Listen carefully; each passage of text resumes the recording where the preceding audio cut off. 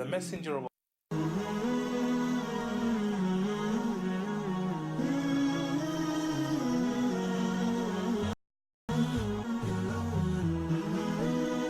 Horizon TV, the beacon for the nation. Assalamu alaikum. Kwa jina nilobarikiwa nalo ni Ibtisam Jamal. Ungana nami katika Sabah Show. Only on Horizon TV.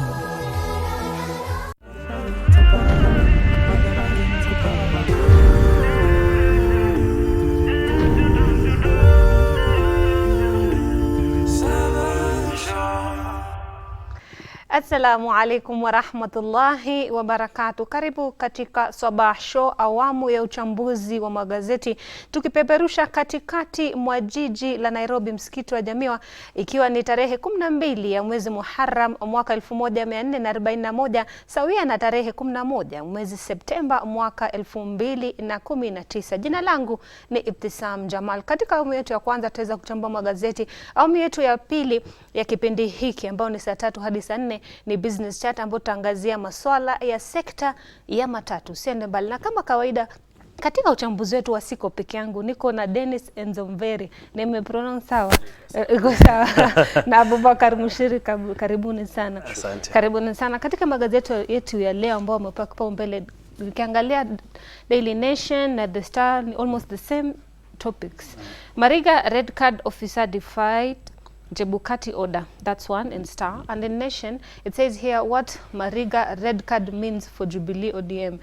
Mariga was given a ticket via Jubilee, but and then he's not on the voters register. So he was given a red card. But you are laughing. So, yeah. Kidogo. Alafu, but Jubilee says it will contest it. Nikianza na Dennis, how can someone be not a registered voter and then given a ticket? First and foremost, thank you for hosting me. Karibu And sana. one of the requirements for you to be contesting for a particular seat is you must be a registered voter anywhere, not in that particular place you're going to vie. Let us take an example of Mariga. He's vying in Kibra, and according to the IEBC, he is not a registered voter. What about, was he a registered voter somewhere else? Now the system, the IEBC system, has found out that he was not a registered voter. And we can link this case with the case of Katie Kilonzo, when the demise of her father died, and then she came in to vie as the senator. Then by that time, she was not in the system of the IEBC. One, you must be in the system of IEBC for you to vie as a MP or any other places Okay, you want to vie. Abubakar, everyone is focusing on Kibera.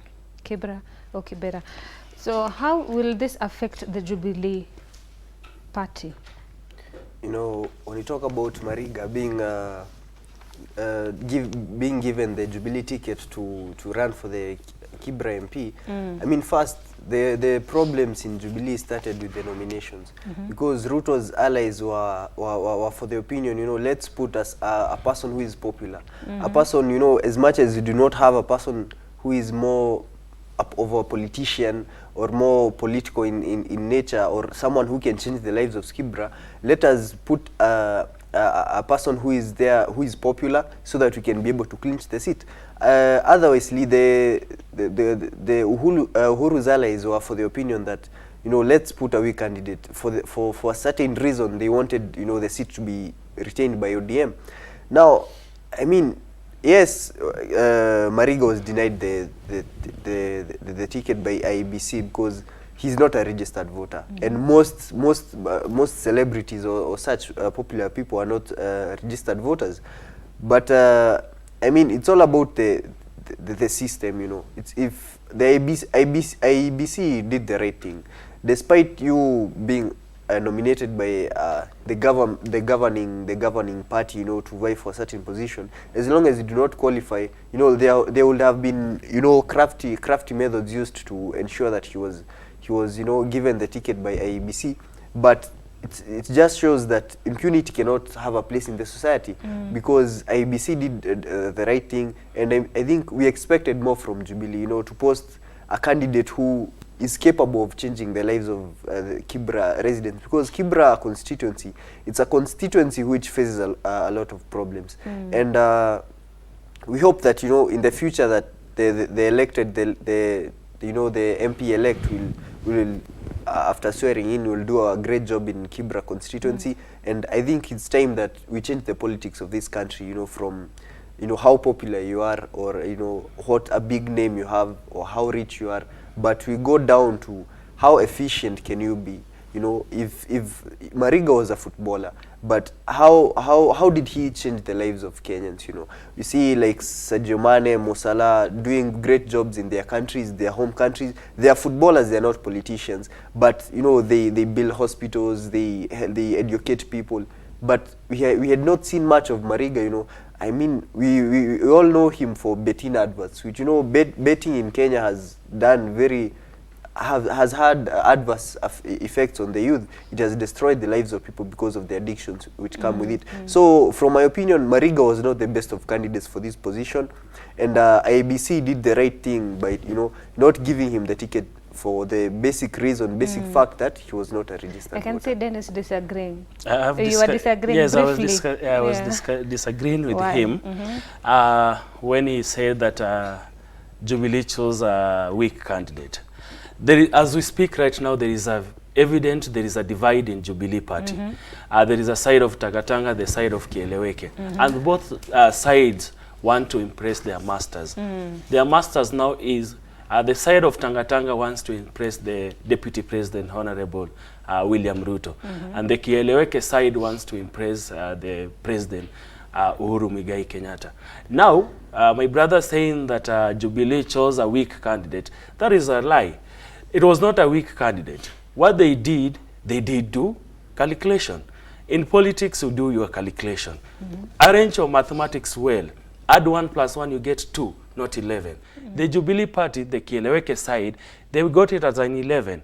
You remember during the memorial mass of the late Kibra MP, Ken Okoth, in Moi Girls, the Nairobi senator said that he's going to support the candidate who will vie in ODM ticket. Now, the only thing Jubilee could have done is to ensure Mariga is not on the ballot.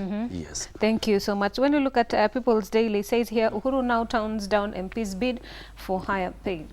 MPs wanted to change it and make them be the ones to the parliamentary committee or monetary committee to be responsible for their allowances and also money and salaries. And SRC, that means SRC will lose its powers, but Uhuru Kenyatta, the President Uhuru Kenyatta denied it. Is it a good move for the President? I support the President 100% on that. One, the fundamental thing of the members of parliament, they must know that they are representing. Their work is representation. And the other, as according to the Constitution, the commission. And the SRC, as a commission, has a mandate to ensure that they gauge the salaries of workers, the salaries of every civil servant. President Uhuru Kenyatta turning down the greed by the MPs, that was a very good thing. And we support that, because MPs, they think that when they are elected, they are going to serve their interest. No, serve the people's interest. As a member of parliament, you must know that the first thing you're supposed to do is serve the interests of people who elected you, not your own interests. Okay. Abubakar, let me read you a paragraph. It says here, the bill provided the Parliamentary Service Commission shall regularly review domestic and international travel allowances applicable to its members and staff. And we can say here, 250,000, the House's allowance, High Court had stopped MPs from paying themselves. We've seen everyone is saying that our MPs are greedy. They are not focusing on the Wanjikus, but their stomachs. I mean, it's very unfortunate what happens, you know, in Kenya especially. You know, with our politics first, the basis of it, you know, is financial. You know, it's when you talk about doing campaigns, you are talking about how much money I will spend. Because now we start with the citizens of this country. When we are in a political rally, we are asking for pesa za macho, you know. So first, the politics of our country is first built on how the financial muscle that you have. So when you get into that parliamentary seat, first you're looking at how will I recover the money that I spent in politics, you know, in campaigns and such. And now afterwards, the greed that is natural, you know, with Kenyans and Africans at large, you know, they want to increase their salaries. But this is not the first attempt for them to increase their salaries, you know, the members of parliament. I think the president did right by stopping, you know, and in any case, you know, yes, the bills, they have the power to amend the bills, but you know, the president has the interest of people at heart, and we will see that, you know, even if right today you know, it comes a point in parliament that, you know, people are divided on ideological basis. But when it comes to addition of salaries and such, they all want an increase of salaries. But a bill cannot be passed without the presidential assent.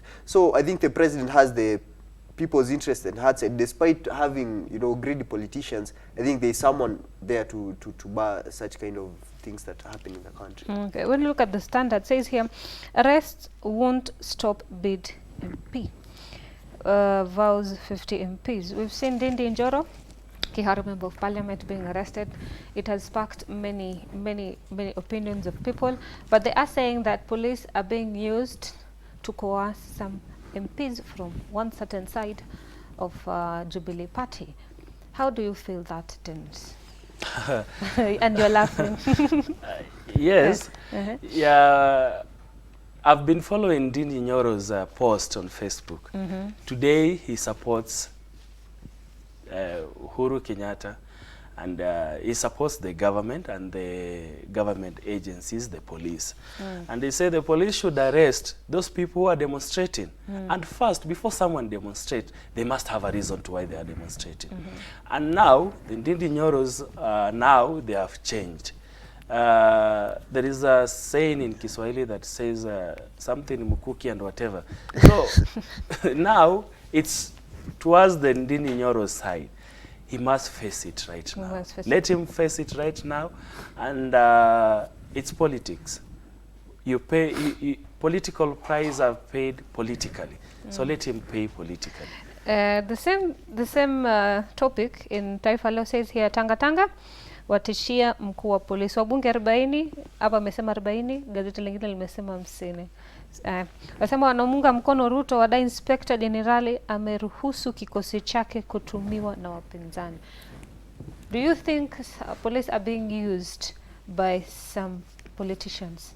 You know, first I want to disagree with my friend Dennis, because when he says, you know, Ndindi Nyoro deserves what he's getting, I mean, it's very wrong. First, let us look at how he was arrested. He was arrested, charges were pressed against him, he was taken to court, and then, you know, in the same newspapers that you are talking, what led to the dropping of charges against him was a series of phone calls and, you know, just some connections. You know, the ones who are in charge of his arrest, you know, you know, ensured that, you know, after the case, there is no solid case in this, that the cases were withdrawn. So this was a case of intimidation.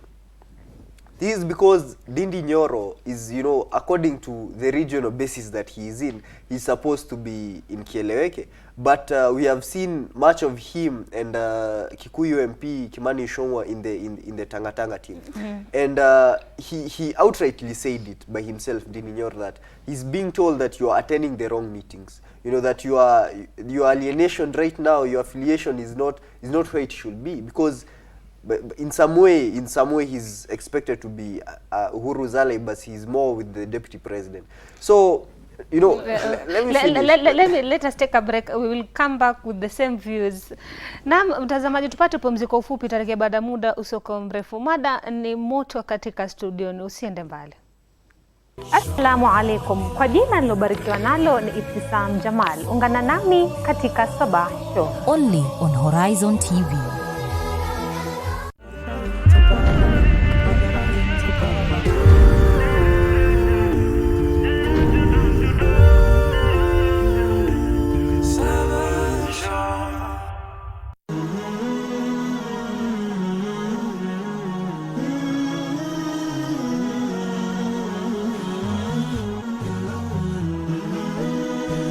Horizon TV, the beacon for the nation. Walk with us as we tell you the stories of our society. Wengine atavaa mtandio kichwani, utafikiri ni kijihandkerchief. Enzi za wakati wa kusema ati alisema, akasisitiza, akihutubia wanahabari, enzi hizo hazipo tena. Kuchimbua na kunakili matukio kwa undani. We want to create current awareness, Ranging from adventure, human interest and inspirational stories. Ili kuweza kukuelimisha, kukuburudisha na kukubumbuisha. Words have been said, but now it is time to lay the foundation that will impact the world. Terrorism is terrorism, no matter who is behind the trigger.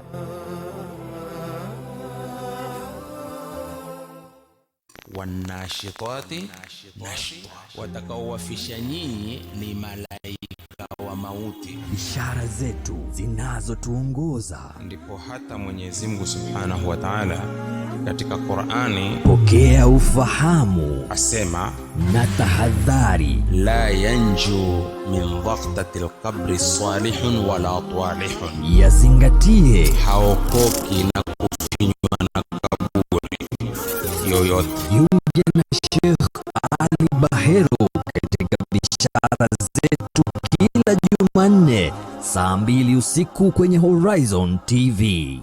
تبارك الذي نزل الفرقان على عبده ليكون للعالمين نذيرا. Ni kitabu kitukufu ni kitabu ambacho cha miujiza kilichoteremshwa kwa mpangilio. Hazikuletwa harufu hizi za mkato moja kwa moja, Hakuna mfano wake, na hamwezi nyinyi Makureishi kuwa ni wenye kutunga kitabu kama hiki, ingawa zimetumia harufu zile ambazo zimezitumia katika kuandika au katika kusema. Miujiza yake Al-Malik. Mwenyezi Mungu ana uwezo usiokuwa na kifani. Ni malengo ya Qur'an. Khazain zote za ardhi na samawati ziko mikononi mwake. Sheikh Muhammad Badamana na uchambuzi wa Qur'an kwa undani kila Alhamisi saa 3 usiku kwenye Horizon TV.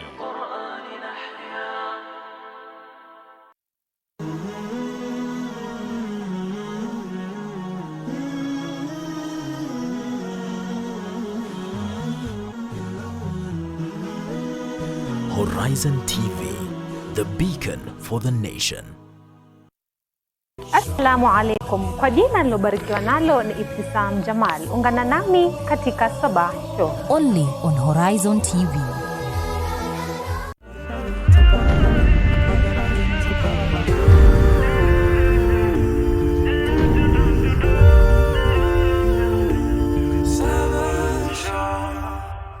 Assalamu alaikum wa rahmatullahi wa barakatuh. Karibu katika awamu yetu ya uchambuzi wa magazeti. Kabla hatujachukua pumziko fupi, tulikuwa na mada moto ambao walikuwa wameanza kuwaka moto, lakini maji fire extinguisher na maji kaweza kuwazima.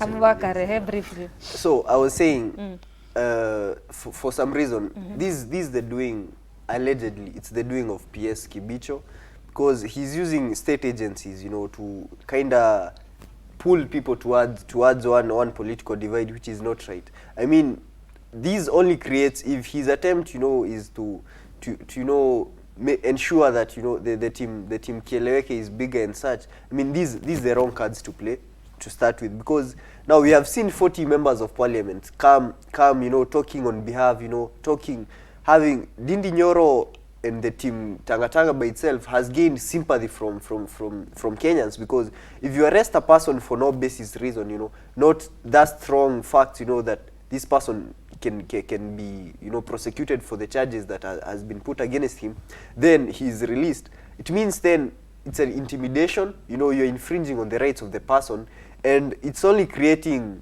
worse political divisions among Jubilee, and it will only increase, as much as the intention or the attempt was to increase, you know, team Kieleweke following. It will only, you know, take people towards, for the basis of sympathy, towards Team Tanga. I mean, it's wrong for what was done, and I may not be a member of any of the teams. Maybe Dennis is. That's why he's protesting. Let's hear. He was agreeing and then protesting at the same time. I want just to remind you one thing. I've been following the politics of this country, and one thing is, and for sure, today is on 13th September, and we'll be back here. And I remind you the same things I'm telling you. This country, there is no sympathy votes. Take an example, 2010, the grand entry of Uhuru Kenyatta, Musalia Mudavadi, then the President Mwai Kibaki and the Prime Minister Raila Odinga. When they were holding their last rally in Kisumu, what happened? Everyone who was opposing the Constitution, they joined. Only now the current Deputy President, William Ruto, was on the opposition side.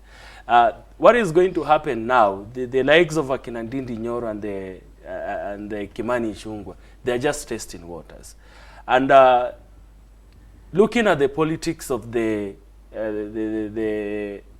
central region, the mafias who control that politics. And they have their last say when it will come the time the people to decide whichever side they are going to. So you will not lie to me right now that the team Tanga is going to strive. There is no way they will. Let's leave it at there. Let's leave it. Let's leave it at there. Look at Business Daily says here, seized graft assets to be invested in state bonds. Let me read something for you, Abubakar. You'll be the first one to tell me your views. Says here, luxurious cars, homes and land confiscated from suspects linked to money laundering and corruption will be sold and the cash used for social good. Do you think the government should do that and should do that in all sectors? You know, what happens in developed countries, when first you talk about corruption or a politician being involved in mismanagement of funds or such, what happens first, there is reclamation of whatever the person stole. If you say this politician is accused or found guilty of mismanaging $1 billion funds or being in corruption, involving $1 billion shillings, what happens is most of the politicians, what they do, and this was an attempt by changing of currency. It's either they hide it in their houses or they go and stash it in foreign banks, mostly in Switzerland and such, where the money cannot be traced.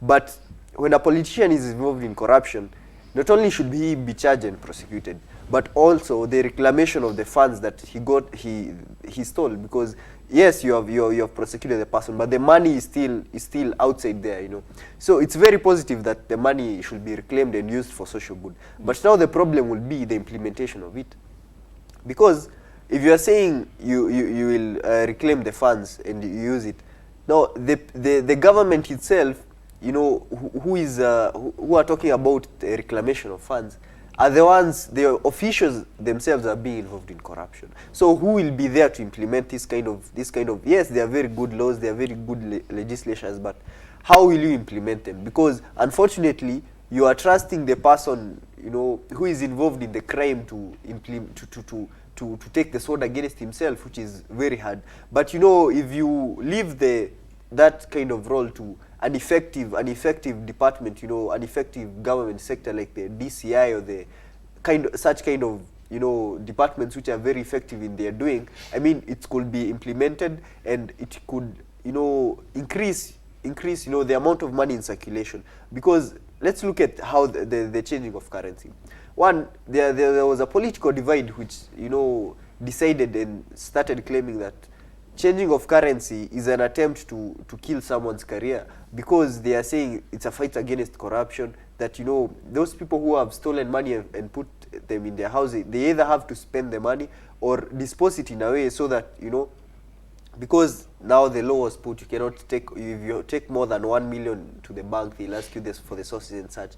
But the implementation will be the problem in such kind of law. But it's a very good idea and it's very workable, but we need a department which is very efficient in their doing and very effective to implement such kind of thing. We've seen it's a good move, Dennis. Do you think it can work? According to me, that is a good move. by the government. And my plea is, let us have a clear law that is going to be set aside, that will guide the reclamation of the lost properties from the corrupt government officials. And by doing so, it will now put those who are corrupt on alert, so that if you find you are corrupt, then your asset and everything will be reclaimed back to the government. That is a very good move, but let us have a clear law that will guide us. Okay, ukurasa wa 3 wa Daily Nation says here, policeman trades his gun for chalk to quench people's thirst. Let me read a paragraph for you. It's a police officer who was, his duty was security, but and then found out that a certain school near Kenya and Ethiopia border didn't have teachers. So he came in and taught the children. First started pole, and then he got to it. We've seen so many negative things about police, but for once we've seen a positive thing. Do you think police, we only focus on the negative parts of police? We talk about what we see, you know. So if you are seeing, you know, some police officers being engaged in corruption, they are taking bribes each and every on the traffic, on the road each and every morning. I mean, that's the image you get. But there are good police officers who, you know, have that, you know, take the job as a calling, you know, to protect the people and to help the society at large. But if we ask ourselves, these are schools at Kenya-Ethiopia border. The reason why the teachers have fled is because of Ethiopian militia, you know, attacking the Kenyan border. Now, we have enough teachers in this country, but the problem we are facing is insecurity. Because, for example, you know, this and Garissa and such, and mostly the Ethiopian border in that area, we can get many teachers to teach, you know, from the down part of the country to go there, but the problem is the security. Our borders are not very secure and people fear for their lives. So it's upon the Ministry of Interior Security to beef up security around the borders and mostly in the northeastern part of the country and the northern part of it, so that there is that environment for teaching. Otherwise, we have teachers in this country, but it's the Ministry of Interior Security should do more. Is Kenya changing, Dennis? Are we being more patriotic? Yes, and I'm very much impressed with the police officer. And when I was reading that story, something came in mind, that how do we reward states like those who have done good to the country? These are the people who are supposed to be rewarded by the president. And I want to just comment about the education. And if you empower children, you are empowering the society. But what the police officers are doing, they are doing it in a right way, so that they empower those children, so that their future be bright in the coming days. But I'm against one thing. There was a time when the teachers in the northeastern, they used to flee away from those areas, coming to others, saying that as a matter of security. What about the government coming up with a way to train police officers to be teachers, so that when they teach students, they take security of that place? Because we cannot underrate the education of those students. We can't say those on the border of Kenya and Somalia that they are not getting education because they fear of Al-Shabaab, they fear of being attacked. No, let government comes with a clear mechanism, because those children deserve best. They pay taxes to the country. They are legally. They are Kenyans. They must be given education. And according to the Basic Education Act, every children must get education. So the police officers should be in forefront to encourage the locals, so that if they brief up the security, students will come to class because they deserve it, and the government should provide it for them. Yes. Page 6 of Daily Nation. Before I read the story, Dennis and Abubakar, can you differentiate between fake and real money with the new currency? Yeah, for me I can. You can? For me I can, yeah. Dennis? Can you? I can't because there is no clear way you can distinguish between the two. There is a clear way. Before that, there is a clear way, there is a clear but way. it needed public, yes, and public participation. Okay. The remaining 3 weeks to elapse the directive by the CBK that the use of 1,000 note, but other people don't know. Let me take an example where I come from, back in the village.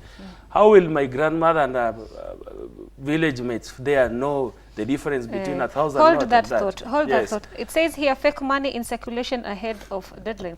It says here it started in Muranga, Kiambu, then here in Nairobi. Fake money is circulating and the deadline is just near. That's why I asked the question, can you really differentiate? Yes, your comment. You know, first, it's hilarious on the counties that have been talked about, you know, having the mentality that some communities are money-minded, Muranga and Kiambu.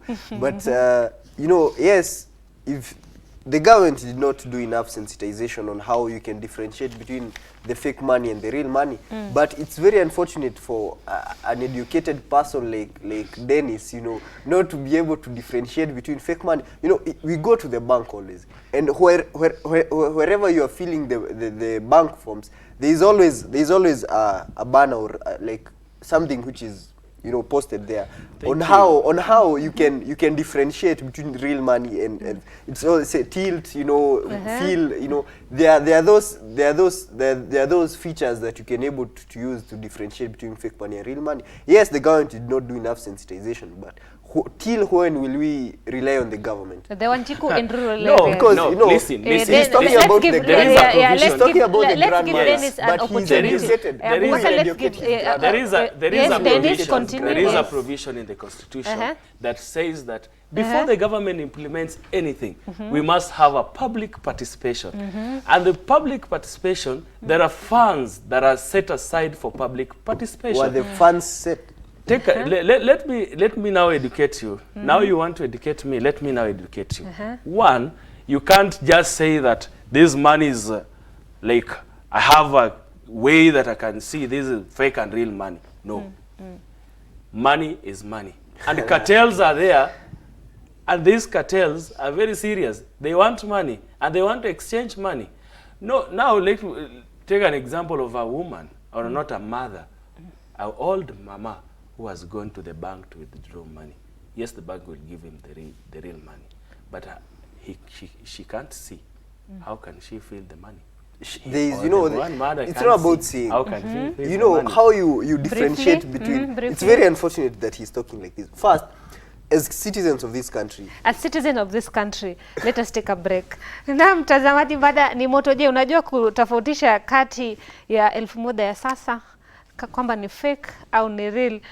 Aya, hii ni Horizontv, hii Sabah Show. Tupate pumziko fupi, tutarejea baada ya muda usio mrefu. Assalamu alaikum. Kwa jina nilobarikiwa nalo ni Ibtisam Jamal. Ungana nami katika Sabah Show. Only on Horizontv.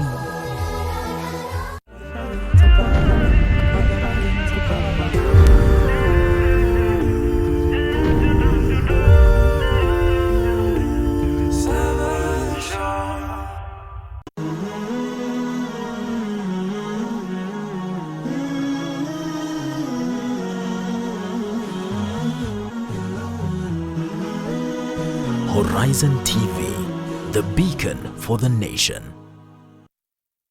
Wake up to exciting mornings every day. Active Jumatatu with Muhammad Obura. Tech Tuesday with Yusuf Farah.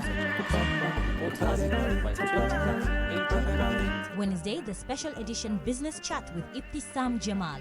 All about your health on Healthy Thursdays with Mariam Wacharo. Aisha Khan with thorny pertinent issues every Friday on the Round Table. Fresh discussions, direct probe in Sabah Show, only on Horizontv. On the next episode. How many a times we have leaders who are Muslim leaders and they don't want to stick to Islam and make the people follow Islam and build the people as good Muslim because of the fear of their throne, for one reason or the other. Maybe because some superpowers will never allow them Maybe because they think they are protected by them. If they try to follow the straight path, they actually will be overthrown. Maybe because they think that if we have democracy, we will not have the power we have. Maybe because they think the power we have, we are owning almost the whole kingdom or whatever that may be. But now, if we want to practice really Islam and justice and democracy and everything, then we will lose these things. It's the same. كتاب الله دستوري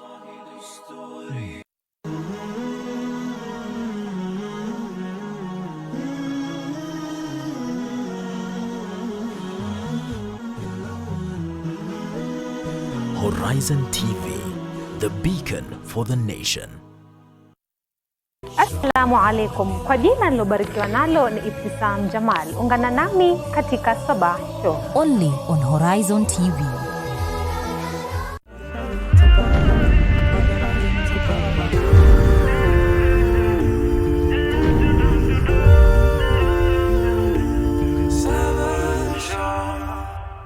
Assalamu alaikum wa rahmatullahi wa barakatuh. Karibu katika sehemu yetu ya tatu na ya mwisho, uchambuzi wa magazeti. Mada ilikuwa moto, tukimalizia Abubakar dakika moja. Now, this is the real issue. As citizens of this country, we are over-reliant on the government. If the government fails to do sensitization, I will take fake money and I'll take it to the bank, then I go at a loss. Just because you are blaming it on the government that you did not do sensitization. But who will be hurt? It is me. If I receive 10,000 shillings, I'm not able to take a step to realize how do I recognize, how do I differentiate between fake money and real money. I will be the one losing 10,000 shillings. But the government will not be there. But you are there, It's very unfortunate that even the elites of this country, educated people like Dennis, people who have degrees, cannot take that step, to go to a bank. They are at the banks, there are features that you can realize how touching. He's talking about seeing. It's not about seeing. If you look at the note itself, a fake note, it will look real, but it has features that you can touch, but Kenyans, they are. I mean, I think we are too lazy as Kenyans to. We are too lazy. Let's leave it at that. Page 23 of Daily Nation says here, families paying over kin who have vanished. Says here, most of victims have been missing without a trace for 5 to 6 years now. Now, Lamu families are complaining. It says here, reports also indicate that tens of other disappearances occurred in 2015, shortly after the national government launched the ongoing multi-agency security operation dubbed as Flash Out Boni Forest and Al-Shabaab. Says there, so many people are missing. It's not the first time we've had this. So many places we've been hearing this over the years, that people have been missing, no traces of them for over the years. Do you think security is not a priority when it comes to Kenyans, Dennis? No. And according to me, the basic things for Kenyans, or as a government, the basic things must provide to each citizen. Number one is security and health, food, and whatever. So this can be linked to extrajudicial killings that is happening around, and people are getting lost in the name of Linda Inchi and flashing people out of Boni Forest. Number one, the priority when you're doing security, the priority goes to the people. You are protecting the people, and those people must be protected. You can't kill people in the name of protecting the same people you're killing. How can you kill someone in the name of protecting him? And the government should just come up with a clear mechanism. And the government agencies, the IPOA, the Police Oversight Authority, they should come up with a clear mechanism to handle these stories. It's very painful. People are getting lost, and no one is talking about it, and no one is willing to talk about it right now. So that is not good, and the government should come up with a clear mechanism to handle that. When they're doing it, let's do it in a humane way, because you're serving them. Those are people who no one chooses where he or she will be born. If you are born in Boni Forest, that is your place. They should distinguish between the original people of that place and the enemy, the state is one to control. You know, first, the enemy is within. Because what happens in such cases, the people who are radicalized and get into terrorism and Al-Shabaab and such kind of things are the members of that community. We have to agree that. And, you know, they are residents of Lamu. No. There are youths in Lamu who are unemployed, no, who have been radicalized, who get into that No, position. I can't allow you to Order. No. Let him finish and No, then we we can't- will no, go no, back to no, you. no, No, excuse. We can't allow him to continue saying that. Dennis, let him talk and then we'll come back to you briefly, Abu Bakar, and then You we'll know, hear I'm from not Dennis. supporting the extrajudicial killings. You know, it's very true that the youths, you know, some of the youths are radicalized, but not all of them, you know, that are arrested and charged with, you know, terrorism cases and such and links are guilty. It's about how well organized is the operations to deal with terrorism. Okay, Dennis. No, he was saying that those people in those areas are the ones who are the enemy within. No. Like, take an example what happened recently. These people joining these groups are not from those areas.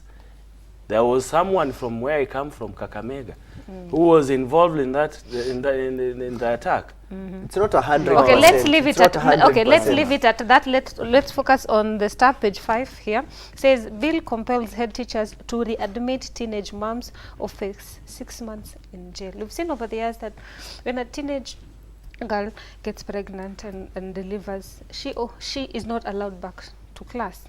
So the bill will compel head teachers to readmit the children. Do you think it's a good move? We've seen in Tanzania banning them to continue their studies, but our government is allowing them to go on with their studies as their right. I Briefly.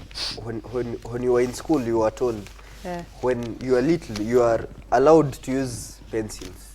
And then you get to a certain time in life that you're not allowed to use pencils, but you use biro pens. And our teacher was telling us is because when you are little, you tend to make a lot of mistakes, and life gives you a chance of erasing the mistakes and, you know, correcting them, you know.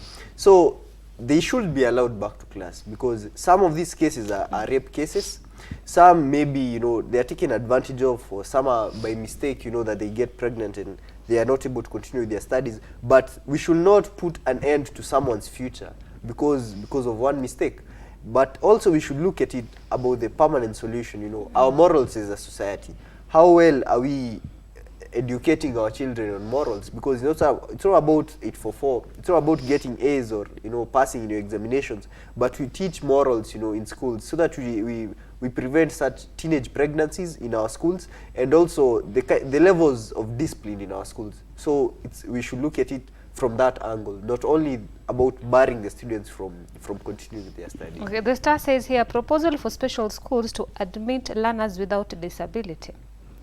We have fewer special schools, Dennis, and they get lower funding, and there are so many special kids out there in so many areas. Do you think it's a good move for the government to propose the normal kids to go into special schools? Will it give room for the special kids to get enough education? I want to first and foremost congratulate the government. It was fast since in time immemorial that they just concluded census included persons with disabilities. It's good we know the number of these people who have disabilities. When you are negotiating the government to give you funding, they must know the number of people they are going to fund. And in this, special schools must be set up for special cases. You can't mix people with, who are normal and those with special cases. It's not good, and there should be clear funding and should be provided into the constitution. The parliament should come up with an act that will allow the allocation of the resources to the children with the disabilities. And to the other stories of the amendment law of 2019 about allowing students who have delivered to go back to school, I support that because it is going to enable these students to continue with education. As my brother has said, It's as a result, others get it as a result of rape cases. And how can you control that? And you can't abort, and the law is against that. So I think I support that. And I disagree in the same story with my former principal, now the Kesha, the head of principals, Mr. Indemuli Kai, that any head teacher who refuses to admit these students back to school must be punished, because it's against the law, because basic education is provided for in the Constitution. Abubakar, page 6 of People's Daily says here, state won't compensate Mau Forest evictees, says Tobiko. Says here the government yesterday maintained that the settlers who own land in Mau Forest will not be compensated, even as it emerged that top government officials and original owners of the group ranches who sold the forest land are likely to be arrested. Do you think they should be compensated, like the ones who don't live in Mau Forest? Maybe you have a land and there's a government project going on, you are compensated. Do they have a right also to be compensated? You know, now when you talk about Mau, it's a complicated issue. Yes, you understand the rights of the settler to ask compensation, but the government is refusing to grant them compensation on a fair basis. This is the reason. What happened with the Mau, some people took control of very huge acres of land, you know, thousands of hectares of the land, and sold it to the settlers. So the acquiring of the land by these people who acquired huge acres of land was illegal by itself, because they infringed into the forest to get the land. So there is no way that the government can compensate these settlers. So what they can do is get those people who sold the land to the settlers. So they need to arrest, as much as you are doing the evictions, we need to arrest those who sold the lands to the settlers, to the settlers in Mau right now, and look for a mechanism in which there can be, you know, some, not 100% reclamation of funds for the land sold, but a certain, you know, even if it's 50% of the amount of funds that were involved in selling of the land to the settlers, so that we give the settlers so that they can have somewhere to go. Because you can imagine, you have lived in a place for 50 years, you have known it as your home, and you are told to go away and you have nowhere to go. But we understand that the conservation of the environment is more important to this country, because we have experienced series of droughts and famines in this country. So the evictions have to take place, but otherwise we have to look for those people who sold the land to the settlers, get some reclamation of funds from it, and then we can, you know, give some form of compensation to the settlers. Otherwise, the settlers themselves they do not have that ability, you know, to go to those who sold the land to them to ask for money, because these are people who are rich, these are people who are probably powerful, and it's only for the government to come and look at the interest of both sides of the coin, the interest of the nations in the nation in terms of evictions, and the interest of the settlers when it comes to the land that was sold to them. Okay, page 3 of the Standard says here, girl kills self after teacher shields her over menses. It says here a 14-year-old girl was thrown out of class for being dirty because of her menses and went home and killed herself. We are in 2019, Dennis. We all know everything. And a female teacher shaming a girl because of menses, which end up being suicidal. It was very important if you could have given me an opportunity to talk about the story of Mau. You can talk briefly and then comment on yes, this. The story of Mau is very critical to us. Let us go for the big fish. Let us not go for the small fish. And the Mau, those people stay in Mau, they have their original place, they have their home, let them go back to where they came from. We need to conserve the environment. There is no way you will tell us the T-zones are the ones, like the boundaries between the two forests. There is a forest in the other side, a forest the other side. Now the boundary is the T-zones. Those T-zones belongs to powerful people, and the CS for environment, Tobiko, should go for them and conserve the environment. It is so painful to learn this century that the Mau River, it dried up for the second time. It is so painful. And that the story of a female teacher, it's so painful. It's so painful, and it's so bad that teacher must be arrested and prosecuted for cutting short the dream of that kid. Abubakar, cutting short on a girl being suicidal because of being shamed because of menses. I mean, it's very unfortunate, but when I was reading the story, and there was a protest by the parents, and they were saying, you know, one of the parents was saying this girl could not afford the sanitary pads, and the menses got to her when she was in class. So it's about, let us look at the women, you know, the women of this country. Look at as the first lady of this country, what she has done when it comes to Beyond Zero campaign, you know, bringing free maternity services to the women and such.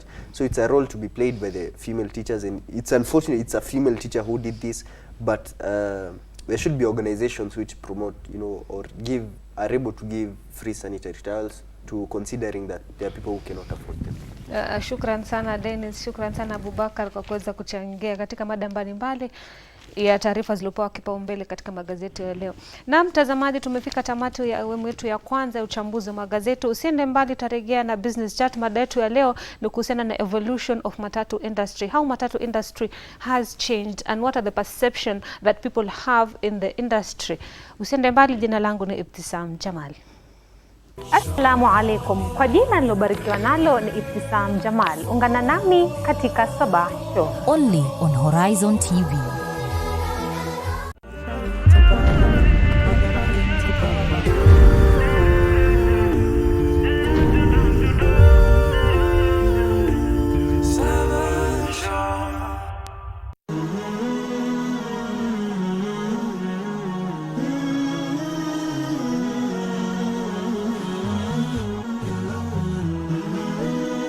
Horizon TV, the beacon for the nation. Wake up to exciting mornings every day. Active Jumatatu with Muhammad Obura. Tech Tuesday with Yusuf Farah. Wednesday, the special edition Business Chat with Ibtisam Jamal. All about your health on Healthy Thursdays with Mariam Mwacharo.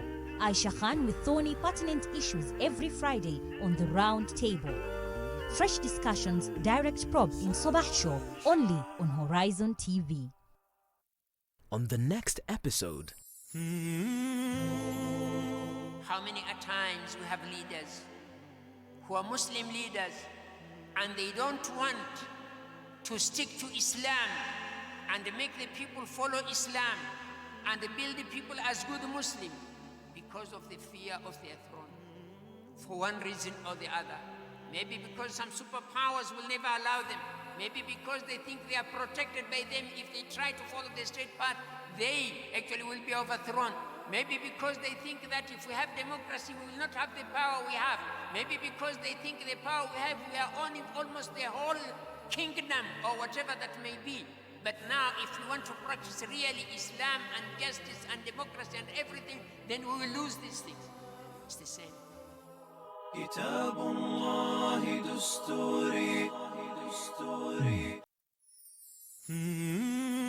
Walk with us as we tell you the stories of our society. Wengine atavaa mtandio kichwani, utafikiri ni kijihandkerchief. Enzi za wakati wa kusema ati alisema, akasisitiza, akihutubia wanahabari, enzi hizo hazipo tena. Kwa kuchimbua na kunakili matukio kwa undani. We want to create current awareness, Ranging from adventure, human interest and inspirational stories. Ili kuweza kukuelimisha, kukuburudisha na kukubumbuisha.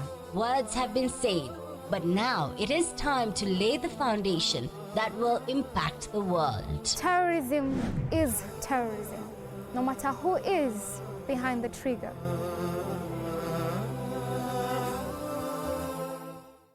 Wanashitati nashta, watakaowafisha nyinyi ni malaika wa mauti. Ishara zetu zinazotuongoza. Ndipo hata Mwenyezi Mungu Subhanahu wa Ta'ala katika Qur'ani, pokea ufahamu, asema na tahadhari, la yanju min dhaqtati alqabri salihun wala talihun, yazingatie, haokoki na kufinywa na kaburi kwenye Horizon TV. تبارك الذي نزل الفرقان على عبده ليكون للعالمين نذيرا. Ni kitabu kitukufu Qur'ani ni kitabu ambacho cha miujiza kilichoteremshwa kwa mpangilio. Hazikuletwa harufu hizi za mkato moja kwa moja, Hakuna mfano wake, na hamwezi nyinyi Makureishi kuwa ni wenye kutunga kitabu kama hiki, ingawa zimetumia harufu zile ambazo mwazitumia katika kuandika au katika kusema. Miujiza yake Al-Malik. Mwenyezi Mungu ana uwezo usiokuwa na kifani. Ni malengo ya Qur'an. Khazain zote za ardhi na samawati ziko mikononi mwake. Sheikh Muhammad Badamana na uchambuzi wa Qur'an kwa undani kila Alhamisi saa 3 usiku kwenye Horizon TV. Jambo very simple la mwezi, kila mtu ana lake.